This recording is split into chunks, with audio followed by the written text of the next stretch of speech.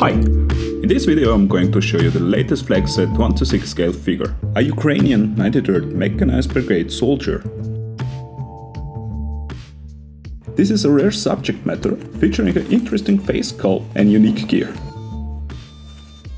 Here is everything included in the box. And for my first impression, I found the RPG kinda underwhelming. The quality reminds me of older Dragon figures. The rocket features some foul language, but it looks cool. It does feature a RPG bag that would look great in a diorama, but in my opinion, a Javelin rocket launcher would be way cooler. This AKS rifle is very unremarkable. It is nicely sculpted and features a movable charge handle and buttstock. The magazine fits somewhat loose, but I like the blue and yellow tape. On the other side, the body armor looks nice and is an accurate representation of the real-life Ukrainian-made body armor from the company DEM 3000. Lots of loose pouches. More about them later. Knee pads.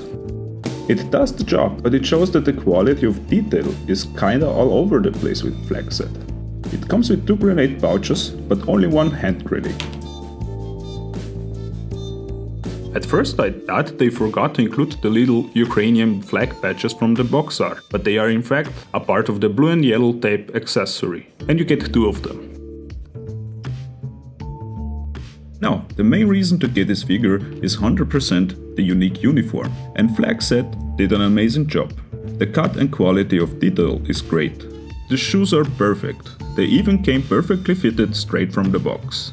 One downside, in my opinion, were the Velcro patches. Don't get me wrong, the print is fantastic, but I don't think that Velcro material looks good in 1:6 scale. Although it's a great solution for non-permanently sticking stuff together, I found that small Velcro pieces tend to go bad after reattaching it once. Personally, I find fabric sticker patches the best solution. Speaking of fabric, the mask is made out of a really nice elastic material.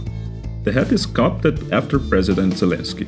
The skin and hair texture look basic, but if you apply the right light conditions, the face does look convincingly realistic.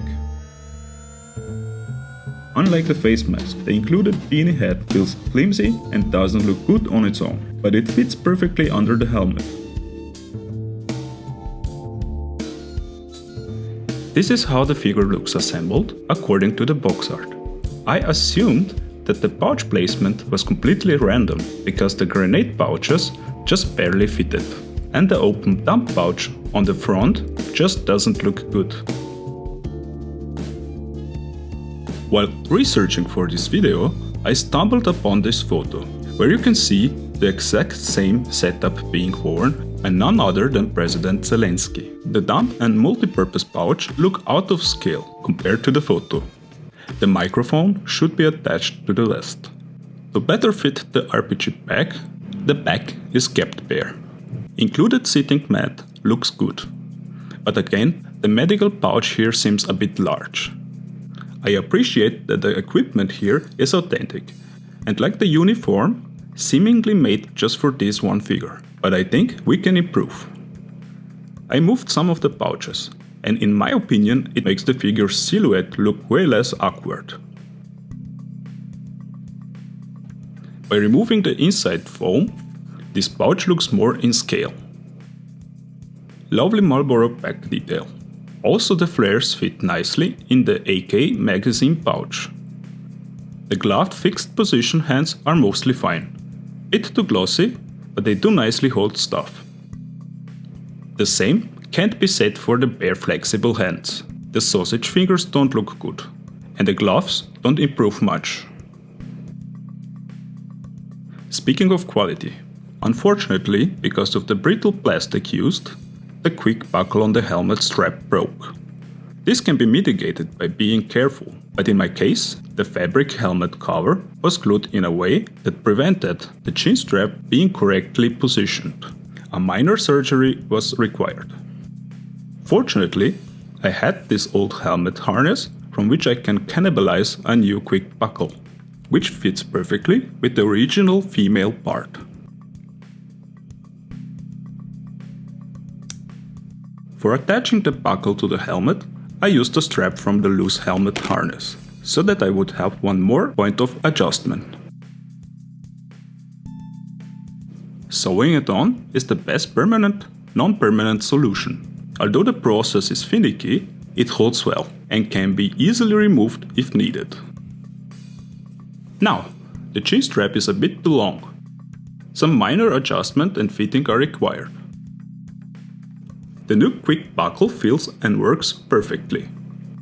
For the AKS, I decided to attach a tactical flashlight with this olive green sticker. Also, this figure needs more magazines. The new magazines have better details, but unfortunately they don't fit the gun, even though they are supposed to be exactly the same in real life. Taco pouches for the new magazines are provided. First, the gun sling was reinforced. Similarly cut, sticker straps hold the flashlight in place and make it look authentic. The mag pouches looked messy with the excess straps. Thus, they were folded in and secured with my favorite non-permanent permanent technique, sewing. Now to the kit bashing. On the left side, I attached a radio pouch and one flare pouch that perfectly fits the awkward space between. The pouch only fits one flare, but it's still more than the original. As for the right side, I found this tourniquet in multicam. This was clearly not designed to work with Molly, so I used some leftover straps and sewed them on. I don't know if in real life the tourniquet would actually be attached like this, but again, it fills the gap on the plate perfectly. Only thing left is to attach the extra magazine pouch. At this point, you can also attach the groin protection.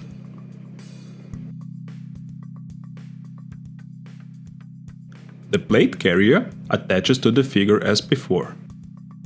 The groin protection hangs somewhat loose, but I didn't bother modifying it. I saw real-life examples of soldiers tugging them under the body armor. This can be easily recreated and gives you the best look in my opinion. Honestly, just by the improvements on the plate carrier, this kit bash could be considered complete. I also like the sitting mat, but unfortunately it is getting replaced with a tactical belt. This gives me a lot more molly surface to attach the grenade pouches, which were treated the same way as the mag pouches. The water canteen unchanged. The large first aid bag was replaced with a low profile one in multicam, same as the dump pouch.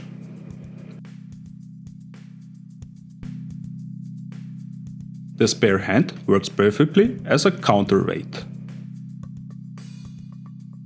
I observed many soldiers carrying magazines on the hip, and this is what I recreated here. One carabiner and a lovely little multi-tool accessory complete the tactical belt. The fitting is perfect. Attaching the belt was straightforward and easy. This looks a lot more tactical, but still somewhat authentic to real life.